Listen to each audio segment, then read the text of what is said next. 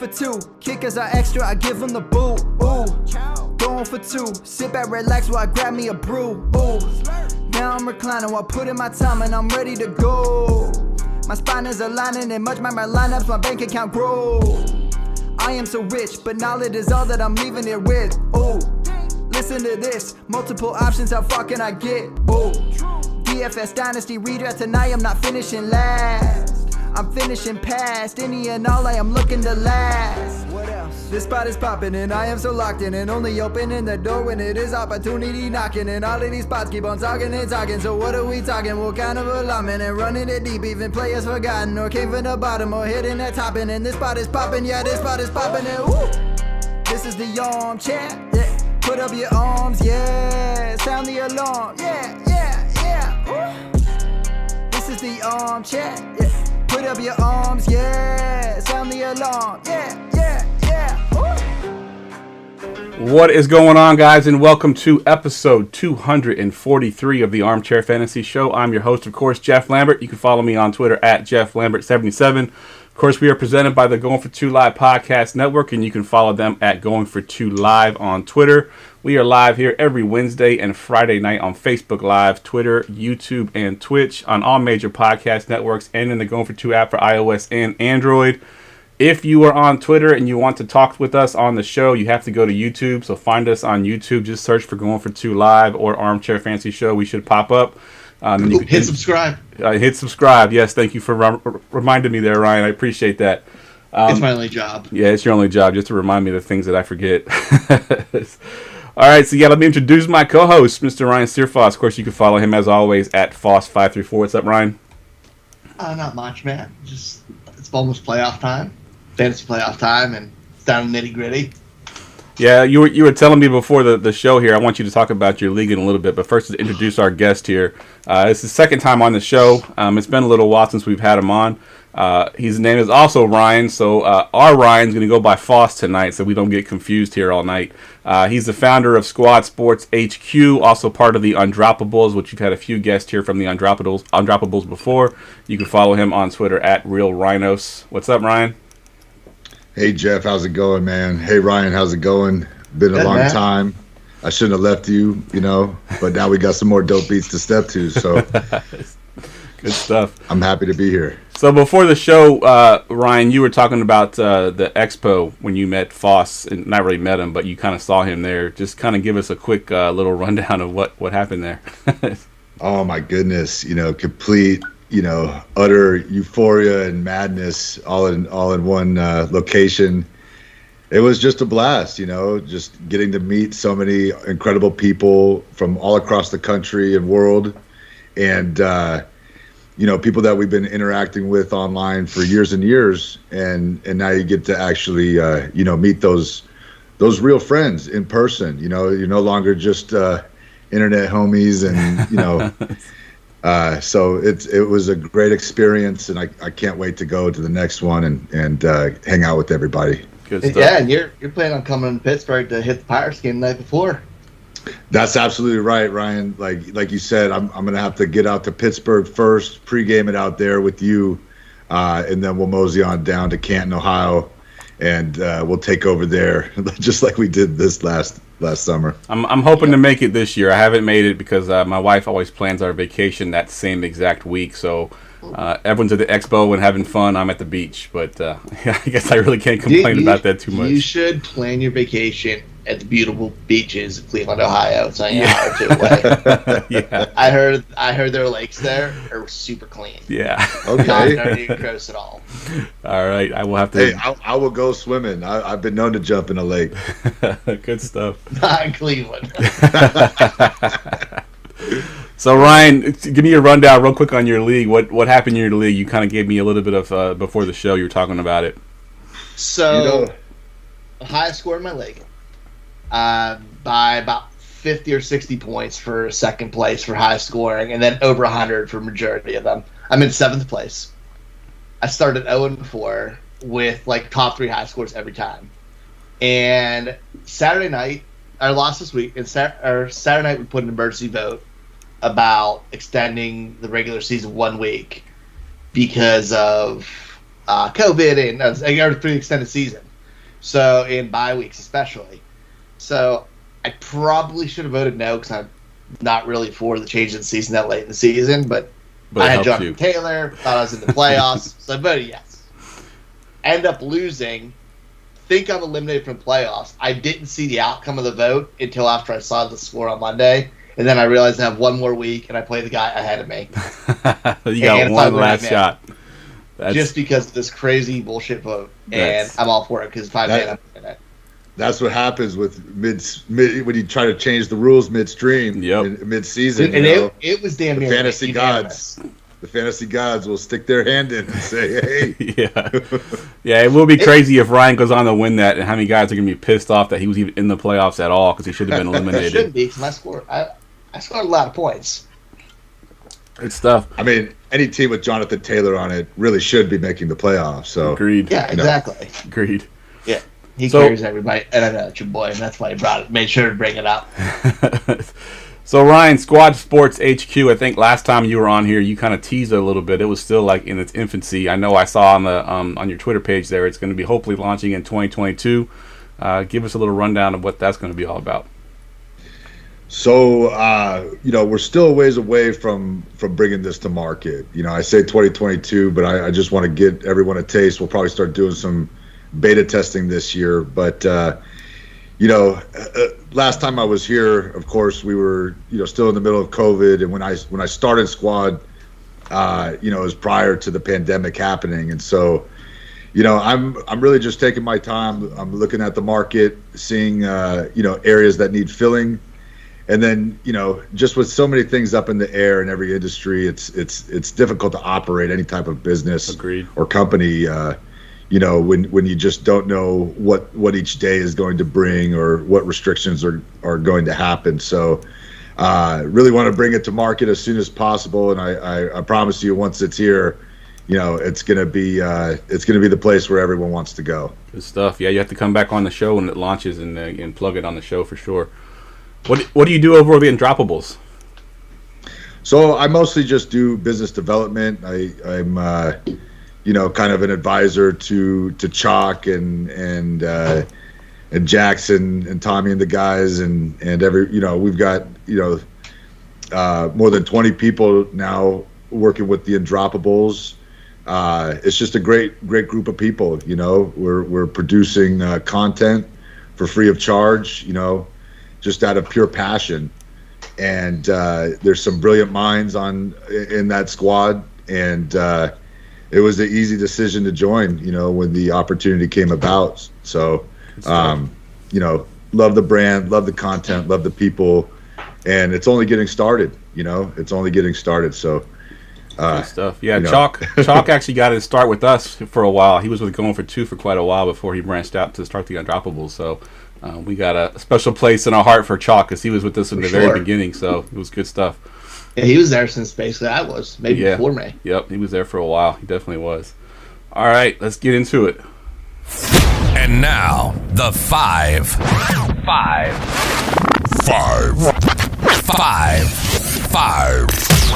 101s. All right, by now, everyone knows how this works. I'm going to give you a category that's non-related to fantasy, and you're going to give me your 101 of that category. We'll kick it off here with your 101 coffee drink. Are you even a coffee drinker? I don't even know if you are or not. I go in and out of my coffee drinking. Yes, I am, and I don't even know if they could be considered coffee. The amount of sweet that I usually like, but I go back and forth. Sometimes a black Americano is nice, and if I had to go 101, it would have to be a caramel macchiato. Nice. Of some variety, and I actually, if I could substitute the dairy part of it with coconut milk, if they have that availability, that's what I usually opt for. Nice, good stuff. What about? Yeah, it is fancy. Yeah, that's probably the fancy. San Francisco, what do you expect? Yeah, that's probably the fanciest one we've had on the show. Like, I like black coffee, or I like a latte. Yeah. You got like into specifics, but even like the type of milk you're gonna put in there, I like it. If it's you asked for the 101, so yep. I had to. Yeah. Good stuff. All right, what about favorite video game of all time? What's your 101 all-time video game? This is a really tough one. It was between Shadows of the Empire, Dash Rendar, but I'm gonna have to go with Perfect Dark. That Ooh. I think was the best first-person shooter game ever made. Same creators of GoldenEye, so in that same family. But I remember one summer in high school, year 2000 summer, and just playing that game nonstop and having a lot of fun. Nice. That's like a sleeper 101. I don't think that's one that I would even have, in top of mind, but that's definitely a good one for sure. That's awesome. I like it. All right, what's your 101 adult beverage? So this one, all I got was adult beverage here, but are we going with like particular type of alcohol, or are we going with a straight up drink, like a cocktail? Cocktail, drink, alcohol, whatever you want to make it. Whatever's your favorite? I'm going with the old fashioned. Like I'm an old fashioned kind of rhino, and I'm an old fashioned kind of man. So that's what it's a classic. Yeah, classic. Yeah, that has been the number 101 of the adult beverage on this show this year. This is the first year we've done the 101s, and it's definitely been the old-fashioned. I've actually never had an old-fashioned, but after doing this show for this whole year, I may have to try it. So, all right, 101 artist or band? So, I've got a romantic heart, so Luther Vandross is my all-time favorite musician, Nice. artist. And so, even on road trips, just throwing on, whether it's, recorded Luther, live Luther, I love Luther Vandross. That's awesome. I don't think I would have never pegged you for that. If I was to try to guess what your type of music was, I would have never, that would have been like last on the list, Luther Vandross. Good stuff. Should we change this last question up, being what season it is? What do you mean?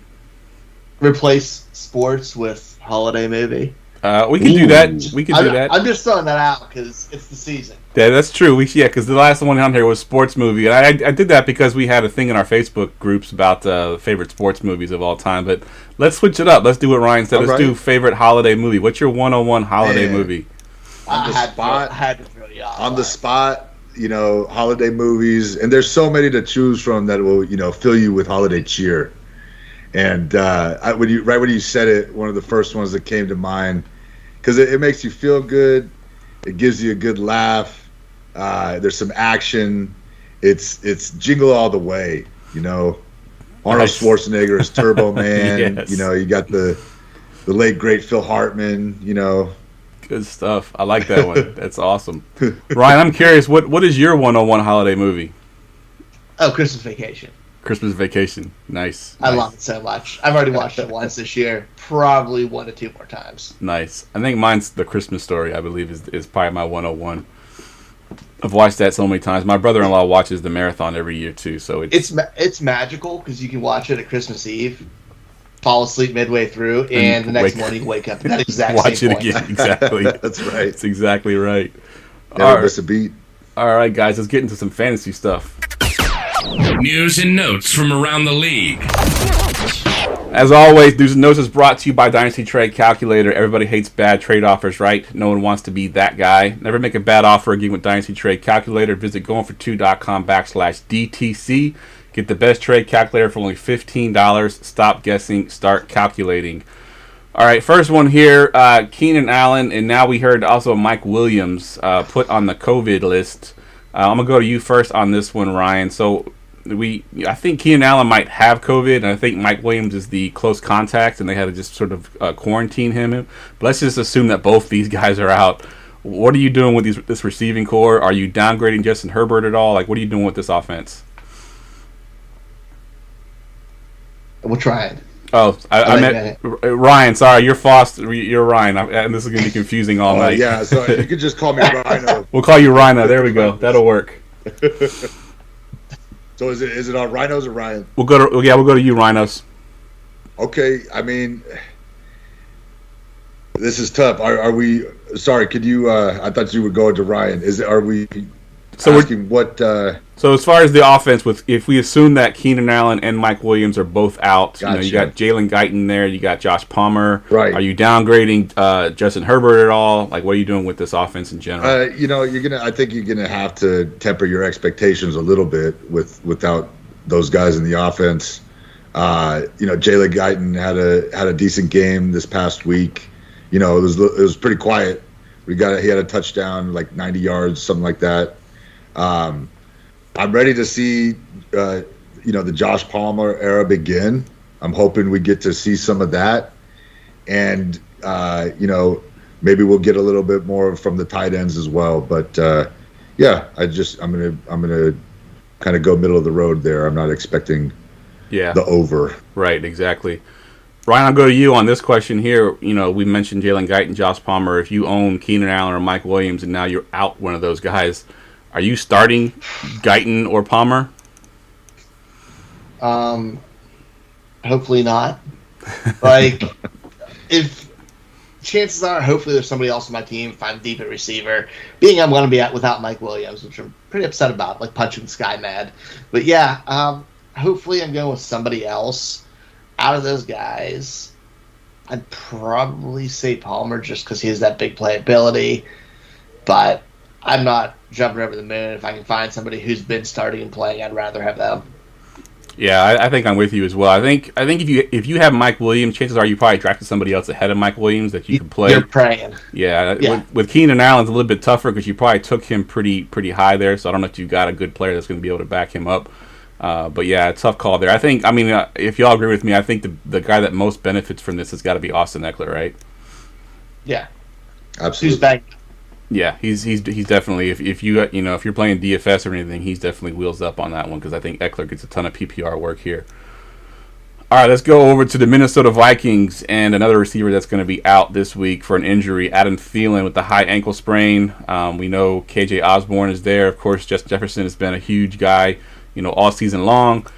What are you looking for in this offense? Foss, we'll go to you first this time. As far as with Thielen being out, what are you looking for in this offense?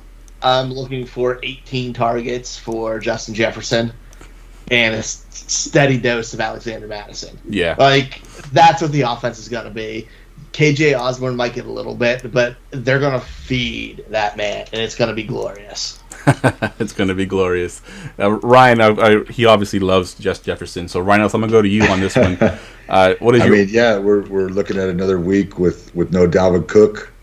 So the guy that's going to be cooking is Justin Jefferson, and 18 targets might be the floor. He's going to get fed. Yeah, let's hope. Yes. Let's hope. I need him to be fed as well in one of my leagues. All right, let's move to some of these running backs here. Damian Harris, injured his hamstring. He came back, I think, in that game and then got hurt again, or he went out on a long run and then he kind of came up limp. I'm assuming he's going to be out this week, Ryan. Does that put Ramondre Stevenson on the starting list, do you think? You think you can plug him in? Yep. Well, they're on bye this week, but after that, yeah. Yeah. Like, I'd feel good starting him in my fantasy playoffs because he's going to get that workload, and he's shown nothing but upside and that he can handle it. And he beats up defense for that league fourth quarter. Yeah. What about and you? They score. What about you, Rynos? You on the Stevenson train as well? Oh, I'm all about Rhino Mondre. Get out of here! Of course, we're on the Rhino Mondre train. Nice.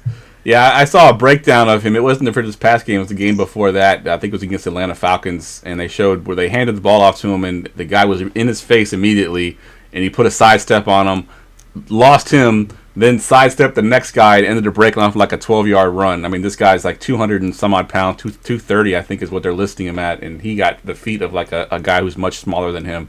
And then, of course, when he puts his head down and lays the lumber on you, it's brutal. This past game with the Bills, they all knew they were running. I mean, they threw the ball, 3 times all game?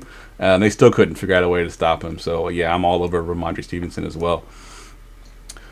Sticking with the running backs here, Elijah Mitchell's in concussion protocol. Jeff Wilson Jr. had his knee flare up. Trey Sermon is on IR.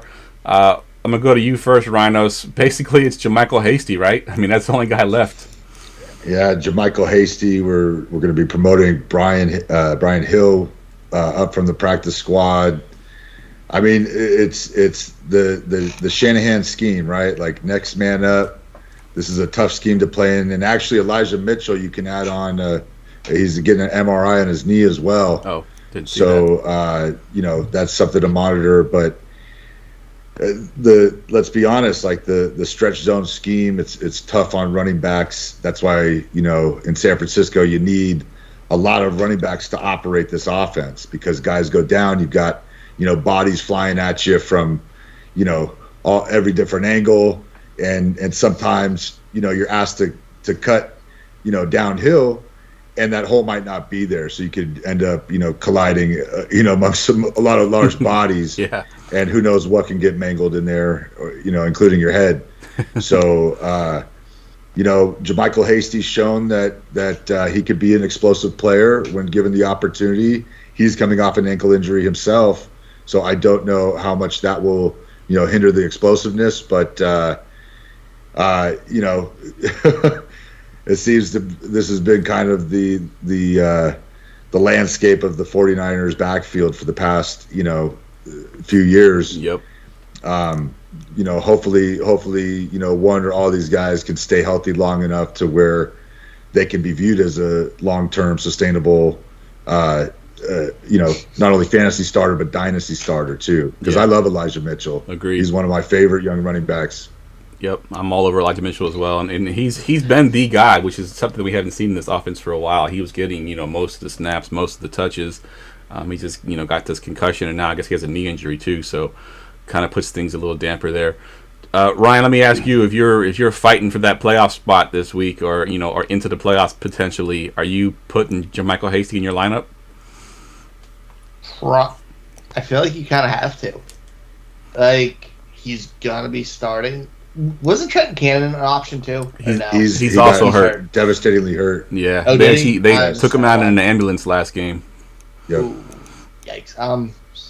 So yeah, I'm cool with Michael Hasty.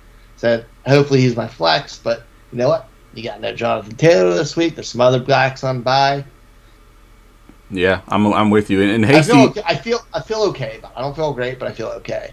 Yeah. And again, another 49ers fan on the show, and this one wasn't. Yes. I like to have I think those. He might be the 100th. Actually, but we've had a bunch of Ravens fans on here, unbeknownst to me. We've had two. I think we've had two. We had what's the girl from Undroppables? Actually, what's her name? Oh, Regina. No, it wasn't Regina. It was Ashley, I think. Right? Oh, Ashley. She's a. What is she? An Eagles fan? Is she a? She's a New York Giants fan. Yeah, you're right. It was the other. It was Maddie. That's who it was. Not from Undroppables. Maddie was the Ravens fan. But we had one earlier in the season too. I can't remember who it was. So let me. He's making shit up. I'm gonna go back and find it. Watch. I'm gonna go back and find it. Corey Davis, as Ryan knows, I loved Corey Davis, and I couldn't, get it out of my head that he was still going to be good, and I've been holding on to this. He has a season-ending injury or surgery, so I'm gonna go to you, Rynos. Anybody in this offense you're interested in with him being down? Anybody's going to step up here and be fantasy viable? Absolutely, I've got him locked into every team I own him in, and that's Elijah Moore. I'm loving the Elijah rookies this year, and it's going to be exciting to see what he does as the undisputed number one target in that offense. He's an unbelievably explosive player, and but yeah, I mean, the rest of it is remarkably uninspiring. Uninspiring is a nice word. Especially with Michael Carter being on IR right now, that really sucks. But I'm wheels up on Elijah Moore everywhere I have him, and he'll be a centerpiece of my wide receiver core. Nice. And the good news is, if you had Corey Davis on your team, chances are you're not. And he was actually starting for your team. You're already in trouble. Probably not in the playoffs. yeah. Like if you're starting Corey Davis, your team's probably not in the playoffs. You're already in trouble. Agreed. It's no big loss. Yep. Agreed. But do you think, Ryan? Let's say you had Corey Davis and you're not starting him. Do you think Elijah Moore can do enough to be a receiver 3 now that there is no Davis in front of him?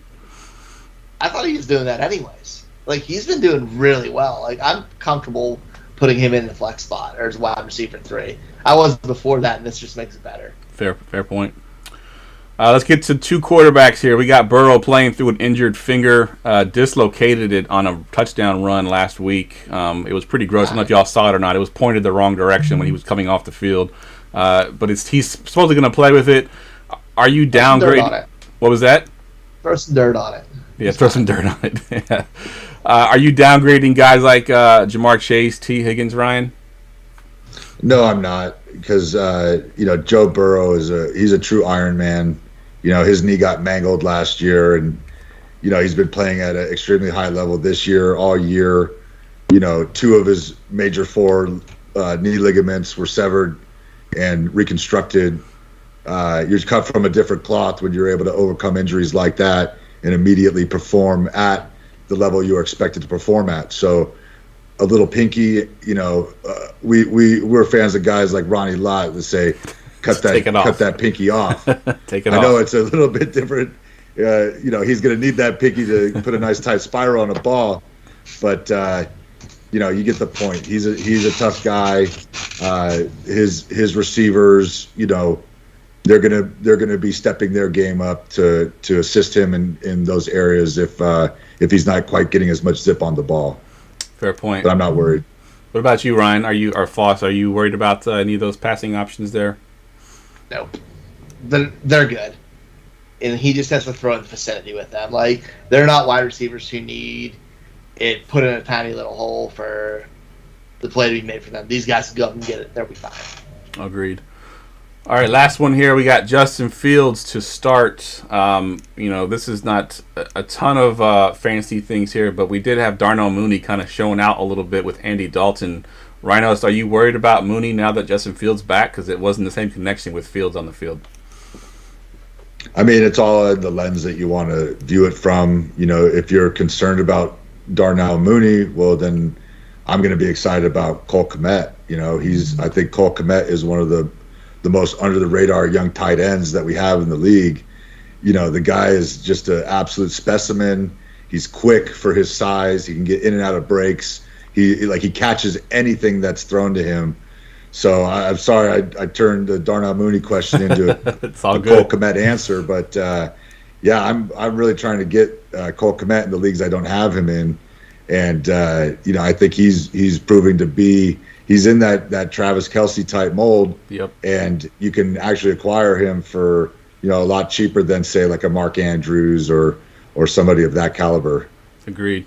What about you, Ron? Are you worried about Mooney with Justin Fields as quarterback, or anybody in this offense for that matter? Because the offense wasn't very good with Fields. Not that it was great with Andy Dalton, but it was better, I think. Yeah, I don't know if I want to say that because it's Andy Dalton, but it was good for the receivers, and he did have a connection with Mooney. He's been on that 4-game run. I think we've seen the end of that run. I think he'll go back to average-ish. But I like the Cole Kmet call for him. And I think he's good for the running backs too. Yeah. Well, I think there's some injuries with David Montgomery, but I think Demont's also injured too, but I haven't got full confirmation if he's going to be out or not. They had 4 things listed for him, like an ankle, a hamstring, and everything else. But I agree. I think if Fields is back, whoever the running back is, it does help him a little bit. Maybe it's going to be Khalil Herbert again this week. But yeah, I agree. I think that's who I really like. Khalil Herbert is a good running back that has shown he could carry a load. He's decisive. So if Montgomery's out, Khalil Herbert will pick up the slack. Agreed. All right, that was all for our injuries. We got a new sponsor this week. Are you tired of vague, misleading injury reports costing you games? Well, just in time for the fantasy playoffs, our very own injury analyst here at GoingFor2.com, Dr. James Ferretti, wants to help. With his new book, Injuries Suck, but Your Fantasy Team Doesn't Have to, the doc will show you a clear approach to player injuries, media reports, and coach speak, as well as how to anticipate and act quickly with confidence when injuries strike. Available for purchase on Amazon. There's also a link on his Twitter if you go to @TFSDoc. Regardless of format, redraft, dynasty, DFS, for just a few bucks, you can go be the best fantasy injury analyst you know. Stop guessing, start winning. Go out and purchase that book, guys. I have it. It's great. The doc does a very good job. And if you've ever caught the Monday night show, the pregame show, he's on there as well. He breaks down the injuries from the past weekend and gives you a quick reaction to what's going on over the weekend. He knows a lot of stuff, so he's very good at what he does, guys. So go out and get his book. All right, let's get to the prop bets of the week. Going for Two Live and PlayPickup.com present the Pickup Props of the Week. All right, the prop bets of the week. We have 5 of them this week, and we'll kick it off right here at the top. We talked a little bit about the receiving core here for the Cincinnati Bengals, but Jamar Chase over-under receiving yards versus the 49ers. It's set at 64.5. I'll go to you first, Voss. I'm going over. In the last 7 games, he's only been under it once. And I think we're good. It's not a great defense. 49ers, no offense, guys, but they got nobody's hanging with Jamar Chase. So I'm going to take the over. Yeah, and that's a good stat there about the last 7 games. People think that he's been struggling a little bit, which he has fantasy purposes-wise because he hasn't got touchdowns, but the fact that he's still going over 64 yards is a pretty good call there. What about you, Rynos? What are your thoughts here? Over, under 64.5 for Jamar Chase? Yeah, Niners secondary's been banged up all year. Fred Warner's probably going to miss another game. Mosley's going to be out, I believe. Yeah, so I think he'll probably surpass 64.5 yards pretty easily. Yeah, I'm with you as well. Our pass defense has not been very good this year, and like I mentioned, Emmanuel Mosley's been our best cornerback all year, and he's hurt now too. So we're on our 3rd and 4th string guys now. So I think Jamar Chase easily goes over 64.5. All right, let's look at the Steelers and Vikings wide receiver duos. Which of these duos are going to have more receiving yards on Thursday Night Football tomorrow night? Options are Deontay and Chase Claypool, or Justin Jefferson and KJ Osborne. I'll go to you first this time, Rynos. I'm going to go. I filled these polls out earlier. I'm going to go against the consensus, and I'm just going to. I think Jefferson's just going to surpass it all on his own. He's going to outperform the other 2 guys alone. Yeah, so I was going to say the same. Yes. Yeah, I'm saying the same thing. Those were my exact words. Yeah, we all had the same analysis there. He's going to out-target the 2 of them combined. You could have put Justin Jefferson and me as the duo on there, and it still would have been that Justin Jefferson side. I agree. I think the same thing. I think Big Ben is shown that he's kind of getting to that point where he can't really throw the ball that much, and Jefferson's going to get a ton of targets, and he's a big play receiver. So give me Justin Jefferson for sure. All right, over under. This one's an interesting one. So we're combining 2 quarterbacks in this game. Over under touchdown passes for Josh Allen and Tom Brady in Week 14. The over under is set at 5.5. Rynos, what side do you have on this one? I mean, I think Tom Brady could do this by himself. That's so I'm slamming the over on this. As long as it's not in Buffalo again. Yeah, not in that crazy weather, that's for sure. What about you, Foss? You going over as well? Yeah, 6 is a lot. It really is. I was expecting both guys to have good games and beyond. We know Brady will. But Bucs pass defense is kind of hot garbage, and means Josh Allen should have a good game. So, yeah, I'll take the over. Yeah, I'm going over as well. It was. I think it's pretty close. I think it's closer than what the polls say. But 75-25? Yeah, that's what I have right now. So I also, the consensus had Justin Jefferson, by the way, by a lot. Oh, did it? It's 75-25 too. When I had selected it earlier, it said Deontay Johnson and Chase Claypool were the. Oh hell, things have changed. Yes, a lot. All the Steelers fans logged in early and voted before just Jefferson fans got on there. All right, let's look at the Rams and Cardinals one. This is more of a traditional type of prop bet here. Over under total points for the Rams Cardinals game on Monday Night Football. The over under set at 51.5. Rynos, what are you going over under on this game? Let's go over. I'm in the over type mood today because Kyler Murray's back. He's lighting it up. I think that one should go over, and hopefully, we see a good divisional matchup where two of the division leaders are going. This is going to be like a playoff game here, so it'll be fun. Yeah, definitely. I wish there was a way that both of them could lose so the Niners can somehow sneak into the playoffs this year. But Foss, where are you going over or under on this one? 51.5.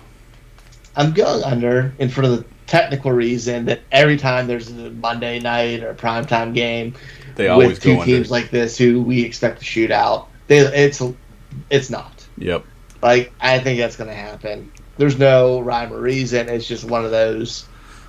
That's how the season's been. Yeah, I'm actually going to go under as well, and because it's a divisional game, these games always seem to be super tight. I mean, the Seahawks shouldn't have given us trouble last week. They did, because it's a division game. You never know what's going to happen in those games, and these teams know each other so well that I think I'm going to go under as well. It won't be the offensive output that we think it's going to be, or hope that it's going to be as fantasy players. Last one here, over under 99.5 total yards for Antonio Gibson versus the Cowboys this week. Foss, what do you got here for Antonio Gibson? Over under total yards, 99.5. I think I want to take the under. Dallas' defense is good enough. It's probably going to force a little bit of a shootout with what they can score on offense. And I know he's been getting the ball as of late, but the receiving work wasn't really there other than the last week, and I don't know if it's going to match up. Yeah, I haven't got word yet if McKissick is back yet. I think if McKissick's back, that does affect his... then it's super under. Yeah, I haven't heard yet. He might be back. I think he's still questionable. What about you, Rynos? What is your thought here? I mean, before that bit of information, I was assuming McKissick would be out. I think you could run on the Cowboys. I think that if when you're passing and you got Micah Parsons coming off the edge, bad things can happen for your offense. Real bad. So to keep him at bay, you might want to be running it up the middle, keeping the ball away from number 11. And Gibson's been a stud the last 3 weeks. Yep. Like, he's been looking fantastic. So he's been looking the part of that. Christian McCaffrey 2.0 that we've all been waiting for. Yep.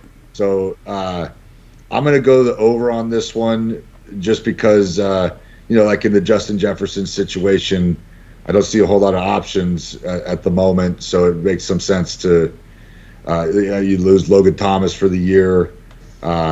You're losing options. So instead of trying to throw guys open or have Micah Parsons take your head off, just run it.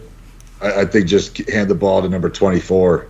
Yeah, I'm with you as well. I think I'm going over on this one, and it's more of a selfish reason because I actually said in the beginning of the season that Gibson had the potential to be the number 1 overall back this year. I didn't say he would actually do it, but I thought he had a chance to do it.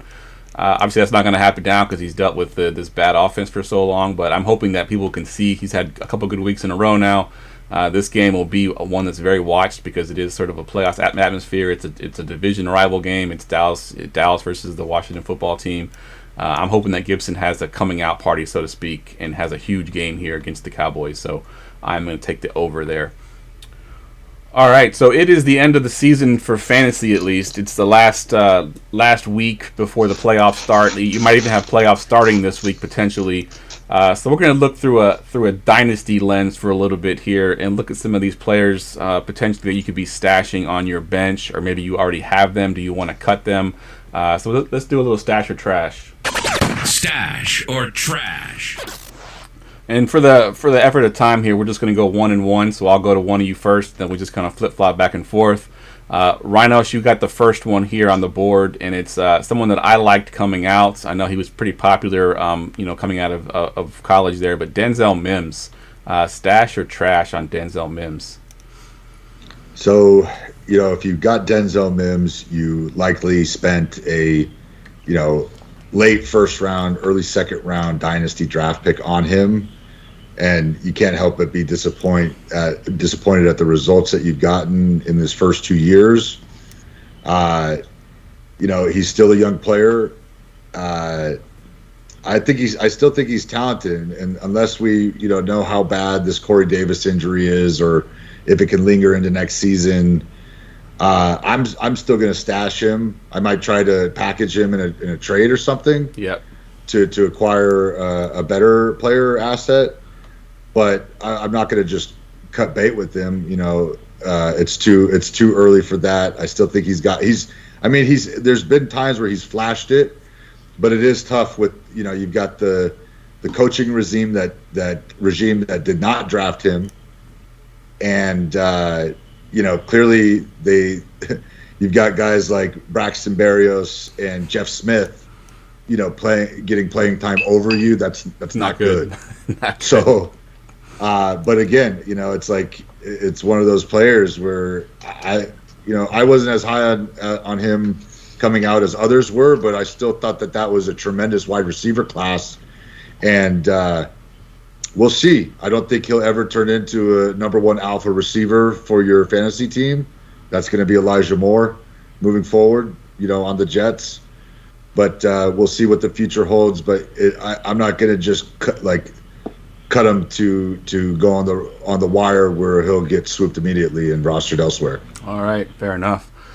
Let's stick here with the receivers, Foss. And this is a guy that I know me and you both thought could break out this year. He's shown flashes, but hasn't been really great. Brian Edwards, stash or trash here? I'm stashing him. We've seen the talent, we've seen the flashes, we've seen games where he's produced this year. His situation sucks. I know the Raiders are holding on, but it's been chaos. And he did really well those first few weeks when he had Ruggs across from him, working as kind of the 1B and Waller out there. He needs that surrounding cast. So if they build that, he could bounce back really well and be a red zone threat.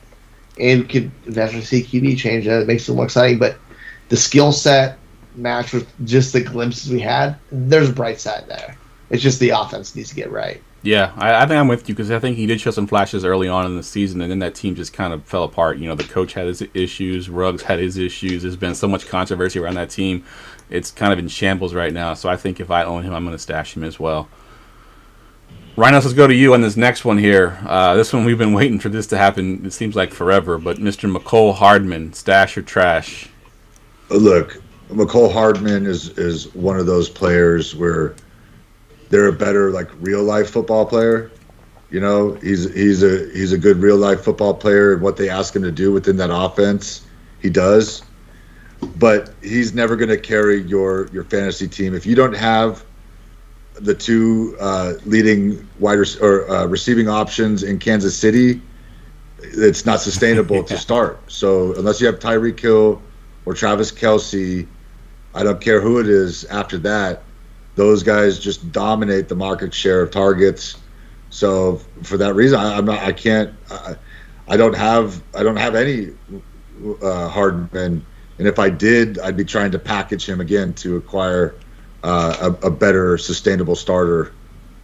Yeah, he's a good football player. He's fast, and he helps open up the other areas of the team. So I see why they drafted him. And why they drafted him with high draft capital, but you can't. He's again, all of these players on this list are middle of those road pack where you don't want to cut them because someone will swoop right away, but you kind of just keep them on the back of your roster to hopefully package them. Yeah, that's what I'm going to say for every one of these. Yeah, yeah. McCole Hardman is almost one of those guys you can almost try to package to the Tyreek Hill owner, almost like a wide receiver handcuff, almost. Because I think the times that he's had most of his fantasy value is when Tyreek Hill hasn't been in the lineup. So I think he could be that guy that could potentially be that handcuff kind of guy for a Tyreek Hill owner. All right, Ryan. This one hurt to put on this list here because I was big on N'Keal Harry coming in. This one hurts a lot. This one hurts a lot, Ryan. Stash or trash, N'Keal Harry? Trash. I'd probably cut him.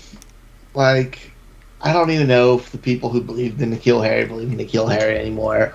Nope. I'm out, man. He should work in that offense as one of the only big targets, and he doesn't. Yep, I agree 100%. I think I'm out. And they refuse to trade him. I'm Dunzo. He's the Dunzo list. The Dunzo list. All right, let's go to some running backs here, Rynos. And this guy actually was drafted in a lot of rookie drafts in the first round. I can think of where he landed. Everyone thought he was going to be the James White of that offense. Keyshawn Vaughn has barely gotten any chances whatsoever. Is he stash or trash at this point? Again, I liked Keyshawn Vaughn at Vanderbilt. He was a little bit older prospect coming out, but he had a lot of the tools that you need to succeed in his bag, in his athletic bag and in his profile. But I think they love Fournette down there. I think they're going to just keep extending Fournette on these 1-year deals. Fournette loves it down there. They love him, and he's been healthier and happier than he's ever been in his career. They utilize him just right to where he doesn't sustain any injuries and he can still go out in there and be a bully. So Ronald Jones is just shot at this point. Yeah. So Keyshawn Vaughn, I mean, he's only a couple years younger than Fournette. So, but again, at this point, they brought in Gio Bernard. They brought in other running backs. I don't know. I have again, I would hold on to him just to try to package him. Yeah. But thinking that he could be a startable player next year, I wouldn't hold my breath. Yeah, Keyshawn Vaughn was kind of rough, and I actually dodged a bullet with Keyshawn Vaughn in one of my leagues. I actually wanted to draft Keyshawn Vaughn in the first round, and the guy before me drafted him. I ended up with Justin Jefferson.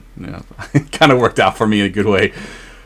All right, let's do one more each here. I'm going to go to you, Foss, on this one. Jalen Reagor, stash or trash at this point with this Eagles offense? This one just makes me sad. My brain says trash, but I'm saying stash one more year because this offense is kind of still finding itself.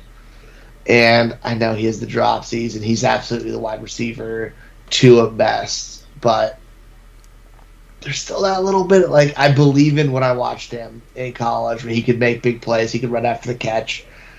I just don't know if the way the offense is set up now, if it's good for him. But I'll hold on a little bit. Yeah, we've seen some flashes even this year that we know of what he could potentially do. It just hasn't happened, unfortunately, and he's can't put it together. Just can't put it together. All right, last one for you, Rynos, and I gave this one to you because I already knew what Ryan was going to say about this player because he's hated him from the very beginning. Rashad Penny, stash or trash at this point? He can't stay healthy. Even when he's healthy, he doesn't look very good. What are your thoughts on Mr. Rashad Penny? This one cuts me deeply because to this day, the worst trade I've ever made in Dynasty was sending Alvin Kamara, right after his rookie of the year performance. I traded him to my brother for the pick that was Rashad Penny plus Zach Ertz, and the league will never live that down. I've got a penny with my face on it, and so I will forever be tied to Rashad Penny's career. I'm a San Diego State Aztec, and that season he put together in 2017 as a senior was unbelievable. In the Mountain West Conference, it's the WAC Conference. No, it was the Mountain West Conference. Anyway, it's a terrible, terrible non-Power 5 conference. I can't even remember which one it is, but I was actually extremely high on Rashad Penny coming out, as you could tell by that trade that I just mentioned. I thought he was going to be, a plug and play going to Seattle, Made end of sense. the first round draft pick. We didn't know the health of Chris Carson at the time. It seemed like a no-brainer. It seemed like, I was like, Marshawn Lynch scored a lot of touchdowns in his career for Seattle, and Rashad Penny should step into a healthy volume. And it never materialized. And for whatever reason it was, whether it was confidence issue or, where he wasn't able to grasp the playbook or keeping his weight together, or the combination of those things, it's frustrating because he was just starting to look like he was showing those flashes you saw from college. He was showing the explosiveness, the toughness, the tackle breaking ability. And right as he's showing these things to the world, gets hurt. He destroys his knee. And, so we're like almost 2 years removed from that, or more than 2 years removed from that knee injury. I I watched the Niner game this past week, Niner Seahawks game. I saw him make a few good blitz pickups, but when given the ball, I didn't see that explosiveness anymore, as sad as it is. And so, he'll be one of those players who I loved him as a collegiate player. He'll always have a special place in my heart, but I've moved on from all my shares of Rashad Penny long before I came on here today. Yeah. And if you haven't moved on from those shares, you're going to be left holding pennies. Yeah, exactly. Yeah, luckily I have Ryan on my show, and he hated Penny coming into the season, so I did not end up with any Penny coming shares. into this season. Coming into his rookie season, you didn't like him, so I didn't draft him anywhere because you didn't like him, and I was like, all right. Well, I was borderline being an actual hater. Yeah. I don't like to say I am because I can always find like a bright spot for a player, but I was a straight hater. He was. Like, he definitely was. Go. All right, let's get to some of the listener questions here. Now, obviously, a lot of trade deadlines have passed, so there wasn't a bunch of trade questions here, but we do have one that I wanted to sort of bring up since it is sort of the end of the season. We'll have Dynasty League starting up probably tomorrow, and the way some of these guys play, they start these Dynasty Leagues so early. But Alex Presser is going to be starting a Dynasty League for the first time. He wants to know, like, any kind of problems that we've had. Is there anything as far as planning the league, different rules that we need to think about to prevent disputes? And I mean, we're all playing Dynasty here, so we've kind of run into a lot of the problems. I'll go to you first on this one, Foss. Anything that you want to sort of impart some knowledge here on your Dynasty experience? Look for good, like league sets of rules online. I know Ryan Thal posts them, and they post them over at DLF. And Scott Fish does a lot of them too. Like, he has these like rules already made. Go look for those and see like how specific they are, and kind of build off that to fit your rules. Because there's gonna be stupid rules that you won't ever think are gonna come up. Yep. Like how you're gonna handle tanking, which is a really big one. It's gonna cause arguments and things like that. Like, have something in place. Agreed. And different like inactivity things and stuff like that. Look at those rules and go from there to build out the right way. Because if you go in blind, you're just like, oh, let's have a league. There's going to be a lot of issues. There will especially if there's money. Agreed, 100%. What about you, Rynos? Any kind of knowledge you want to impart here on your Dynasty Leagues? Oh yeah, there's plenty of things, and the biggest challenge for me is operating a Dynasty League on a platform that it doesn't offer the right features to be able to curate a Dynasty League properly. So, for instance, I still have my oldest Dynasty Leagues on Yahoo. Yep. Because of the rate, they got the rating system right, and I'm a multi-year diamond player. I like to be able to throw that in people's face throughout the year, we want to talk smack. Well, remember, you're a bronze player and you're coming to Big Daddy Diamond. So, and just go ahead and look at my trophy room and that usually ends those type of things. But the real challenge, and it's unfortunate because I've had leagues end over this, or I've walked away from leagues and friend, like we get into these things because of our friends, and we want to be able to enjoy and have this pastime and keep us all connected. And so it sucks when disputes come about over lack of features. So the most difficult thing with like running a league on like a Yahoo or ESPN or a platform that's not sleeper MFL, basically, if you're running your Dynasty League on those, the biggest challenge is the off-season trading. How do you, like, people want to start trading right after the season's over, but those platforms, the new season doesn't start until April, May, June. Yep. So you've got this like 4-month period where you're forced to make trades via text message, and there could be a lot of misunderstandings that come about, during those processes.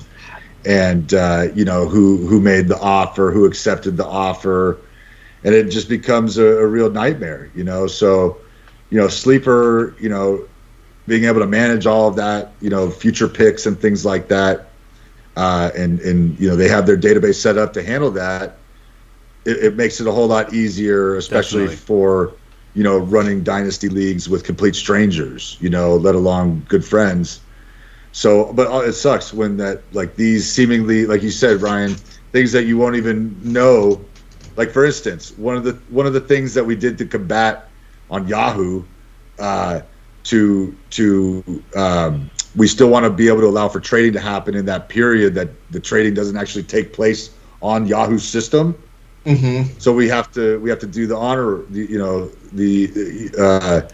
you pose a trade, and unless it has like the handshake emoji on that trade, and you get a handshake back, we call it the double stamp rule, to help combat these things. And I'm telling you, they get real heated arguments happen. Yep. When people try to renege out of a trade that they offered, and I've seen it. I've been a part of those trades. It sucks. But even that double emoji rule, what happens when you're sending out offers to multiple people at that time, and then multiple people gave you the handshake back? Yeah, that just happened this off season, and it caused a big a shit stir. So yeah. Have a league chat too. Yeah, we've used Facebook groups a lot in my one, so you can put like the polls on it and things like that, and have your own chat for just your league. Sleeper has it, which is great, but have something separate too that's easier to get a hold of people specifically for that. Yeah, I will say, because we switched my leagues. My league's been going on for 23 years now. It went to Dynasty like 7 years ago, and it was on Yahoo originally. And the off season it wasn't as active as I would have liked it to be, because it was difficult. We had a Google spreadsheet set up so you can see everybody's team and all that. But once we went over to Sleeper, I mean, it's literally constant in the off season. Like, we're constantly chatting in the chat. We're talking about trades, talking about the rookies, whatever it may be. So having a platform that actually allows you to do that is definitely a big thing. I had two things that I wanted to mention, and they're really more specific to the way I like my leagues, and you can choose to do this or not. But one of them is, the first thing you want to do is decide about your draft. Are you going to have the draft before the rookie draft and then have a separate rookie draft? Or are you going to wait till after the rookie draft and include the rookies in the draft? Because if you do it before, like I've done most of mine before the rookie draft, the best way to do it as far as rookie picks goes is to include the picks in your draft. So you could pick, like, say at the 201, you could pick the first rookie pick. So when it comes up to the rookie draft, you have the first overall pick. That's the best way that I've found to do it, instead of having to do randomizers and stuff like that, is to actually assign values to those picks by putting them in part of your draft. And usually the way I do it on Sleeper is I don't use kickers in my league. So if you draft a kicker in my leagues, that is representative of a draft pick. So if you pick kicker 107, you have the first overall rookie draft pick. That's one way I do my leagues. And then as far as the rookie drafts go, in the future, I always base my rookie draft order on max points, meaning optimal lineups. It prevents tanking. You can't put your guys on the bench and just lose a game, because your losses don't count for your rookie draft. It's your max points.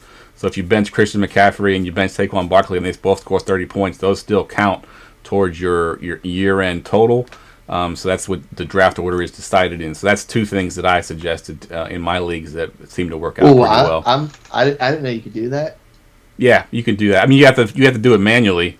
You have to, at the end of the season, you have to sort it by max points, because you can go to details on Sleeper. You sort by max points. The 6 teams that don't make the playoffs, I put them in reverse order of max points. So the team that had the most points gets the worst of the draft picks. Yeah, that's getting implemented in all my leagues this year. Yeah, that's.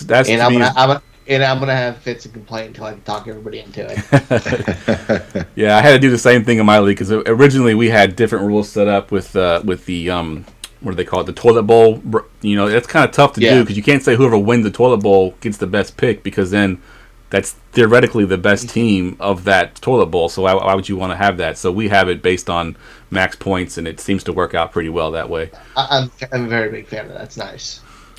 All right, so anything else before we move on? We got 2 more questions here I wanted to get to before we get to the forgotten player. Anything else y'all wanted to mention? if you guys need any help setting anything up, also just shoot me a message. Yep. I can share my league constitutions. I can do that too. I didn't even say that earlier, but yeah, just shoot me a DM. I can help out. Good stuff. All right, so we have another question from Be Cool 101. He's making a playoff push, and he wants to know, should he trade Lance, I'm assuming that's Trey Lance, a 2022 second and a 2023 first for Dak in a Superflex league. His other quarterbacks are Tannehill and Carr. I'm going to go to you first, Ryan. Or Foss, I'll go to you first. I'm taking Dak. I know the 23 first is awesome. Second, great. I like this class. I think there's depth. I think there'll be value there. But Dak is still a top 7 quarterback who can go off at any time. He's a first 2-round pick in a startup, which gives him more value than that 2023 first for me and the second combined. So, yeah, I'm going to smash that, especially if I'm making a playoff push. What about you, Rynos? What's your thoughts on this trade? It's a Lance, a 2022 second, 23 first for Dak. Superflex. I mean, it depends on where I'm at, seeded going into the playoffs. If I'm barely going to make it into the playoffs, I'm right there on the bubble, I don't think I would do it because, first of all, I have to preface this answer by saying I'm a 49ers fan. I knew you were going to say that. My obligation, I can't go against my star future quarterback, right? But also with that comes, Trey Lance is 6-7 years younger than Dak Prescott, and he's got all the upside and more. Trey Lance is barely 21 years old right now. He's got a lot of marinating to do, but depending on how the 49ers fare down the stretch, I mean, he could be taking over even during this fantasy playoff run potentially. So there's no way I'm going to give up the upside that Trey Lance has moving forward, and then when you're adding in the 2022 second and the 2023 first, which, like you said, that's a class that I want as many firsts as I can get my hands on. So again, it really all depends. If I'm number 1 seed going in with the quarterbacks on the roster that you mentioned, yeah, I'd probably go get Dak on my roster. But if I'm not one of the top point forcers in the league, I'm sticking with my young gun, and I'm taking those picks to the bank. Yeah, that was kind of going to be my point as well, is sometimes in Dynasty we're thinking too far out ahead. We're like, I want to keep my assets in the future. But there's some point in time where you have to win. You know what I mean? That you want to go for the championship. And if you are in that point where you think that Dak Prescott pushes you over the top, where you think you're the number 1 contender, then I make that trade. Because the whole point of fantasy is to win, not to have assets for the future. So if you have that opportunity, I think you go for it. Now, like you said, if you're on the bubble and you're hoping to get into the playoffs with Dak, then I probably don't do it because Trey Lance's future does look bright. It's a good organization to be in. He's a running quarterback for fantasy. That's always good. So I wouldn't do it if I'm a bubble team. But if I'm a number 1 contender, yes, give me Dak for that playoff run and hopefully for a contender team. All right, we're going to do this last one really quick here because we're running out of time.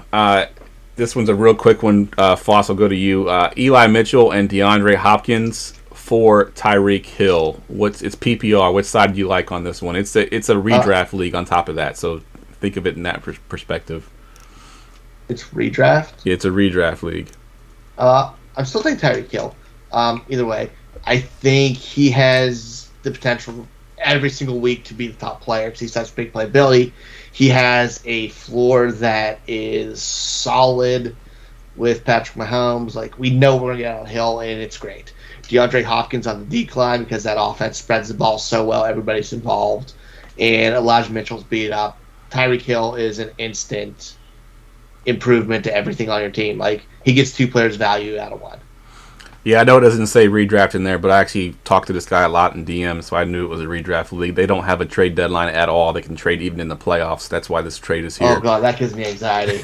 Yeah, exactly. That's when shady stuff happens. Yeah, I agree 100%. I think they have rules in place that you can't trade with non-playoff teams. I think that's a rule in their league, but I'm going to get your opinion here, Rynos, because once again, there's a guy there from the 49ers, Eli Mitchell, DeAndre Hopkins, for Tyreek Hill, basically for this season. Yeah, in redraft, if Mitchell wasn't in concussion protocol and getting his an MRI on his knee done, I don't know what his availability is going to be like, or if he's going to be performing at the level that we're used to over the past number of weeks. DeAndre Hopkins is just coming back from injury, so I'd probably, if you can afford to fill one of those flex spots, by losing those two players, then go with Tyreek Hill and fill the flex spot with somebody else. Yeah, I'm with you too in a redraft league. Elijah Mitchell probably wasn't drafted by you in this league by anybody. He was probably added off waivers, so chances are you got a better running back in place already. So basically, you're trading Tyreek Hill for DeAndre Hopkins, and I do that all day. So I agree 100% with you guys. All right, let's get to the last segment. Get ready for GoingFor2.com's Forgotten Fantasy Player of the Week. All right, Rynos, give us your Forgotten Fantasy Player of the Week. So this is one of my all-time favorite players. I like to bring him up any opportunity I get. He was a little bit before the time of when I started playing fantasy football, but Jeff, I know he was around when you were. Because I'm old. When you were first getting started with your 23-year-long league. But, one of my favorite Rynos of all time, a real unsung hero, is Garrison Hurst. Garrison Hurst, he's my all-time favorite 49ers running back. And there was really a 2-year period, 3-year period where even though it was separated by a couple years with injury, where he was just absolutely dominating the NFL. Just to give you some history, he was a Georgia running back. His talent was such that it forced the Georgia coaches to leave Hall of Famer Terrell Davis on the bench. Yeah. So this guy's talented. Also, in 1993, during the combine, it was discovered he had a torn ACL, and he was still competing at the combine, didn't even realize. And he was still drafted top 5 running back in the first round of the NFL draft. So, unfortunately, it was the Arizona Cardinals, or the Phoenix Cardinals at the time, that drafted him. And that was just a miserable period for that franchise, and it was tough to get anything going. He did have a 1,000-yard season there. Spent 1 year in Cincinnati, and then in 1997 came to San Francisco and really made his home. He there rushed for 1,019 yards, 4 touchdowns, and started really getting into the receiving game. 21 catches, 194 yards. But 1998 was when he really burst onto the scene on a national audience, and started becoming one of the more well-known running backs in the league. He led us to. We were competing with the Atlanta Falcons. They had the edge on us that year, getting the division. But in that season, he ran for 310 carries, 1,570 yards, 7 touchdowns, and followed that up with 39 catches for 535 yards. Absolutely dominated that year, and it will be marked by the epic run on the opening game of the season. In my opinion, the greatest run in NFL history. Yep. The 96-yard touchdown run in overtime, off right tackle, and just gives one of the most devastating stiff. It was the original beast mode run. Yeah, it was beautiful. You can go back on YouTube and watch it. I've seen it quite a few times. It's very grainy because it was kind of back in the day, but you also see a very young Terrell Owens in that clip. He blocks, I believe, 2 or 3 guys in that run down the field to allow Hurst to get into the end zone. T.O. went all 96 yards with them, blocking multiple players and just pancaking them, like putting them on their ass. And it was just a wonderful team effort against the New York Jets. And then later on that in the playoffs against the divisional round against Atlanta Falcons, he broke his ankle on the first drive, on the first set of downs in the game. I really think that the 49ers would have gone on to win that day had he not. Agreed. and potentially beat the Minnesota Vikings and later the Denver Broncos in the Super Bowl. That would have been great, but that occurred, and so the injury was so devastating that he was losing blood flow to the bone, and it forced him to miss 2 seasons. But he still came back in 2001 and put together another 1,200-yard rushing season. Just absolute Iron Man warrior hero. Love that player. Good stuff, man. That was great. I know Ryan's over there hating life because we're over here reminiscing, our 49er days back in the day. No, I remember Garrison Hurst very well. Yeah, Hurst was a beast. I love Hurst. All right, fellas, that wraps the podcast up. Let's go around the room. Just give us your Twitter handle one more time. If you want to plug anything, go ahead and do so. We'll go to you first, Rynos. Yeah, you can find me at Real Rynos. I'm the realest Rhino that there is on Twitter. I'm the only Rhino in the fantasy space, and if anybody else claims that they are, they're fooling you. So, but as far as plugging anything, just my crew over at the Undroppables, they're producing incredible content each and every day. Great people, super bright, super fun to interact with. So just you can find them all at the Undroppables, and we got this awesome community going. Let's keep it going. Yes, sir. This industry is getting stronger every day, and thanks for having me on. This is a great time. Thank you. Good stuff. Ryan, what you got going on? About the same as normal. Find me on Twitter at Foss534. Find me here Wednesday nights, and then find me over the NFL Draft Bible, where we have the Dynasty Draft Room podcast that comes out Wednesday mornings. We're really starting to get into the rookies and stuff over there on that show, so it's getting fun. Good stuff. As always, guys, you can follow me on Twitter at JeffLambert77. I do want to say that next week will be our last show of 2021. We have the great fan favorite John Lobb coming on, so make sure you check out that show. Everyone loves John Lobb when he comes on. And then we have our holiday episode. It's going to be on the 19th. I believe it's a Sunday. It'll be our last show. We'll have all the hosts from the Going for Two live shows come on, and I think we're going to play Jeopardy or something, Fancy Jeopardy. So it should be a lot of fun. So for Rynos, for Foss, I'm Jeff. We will see y'all next week.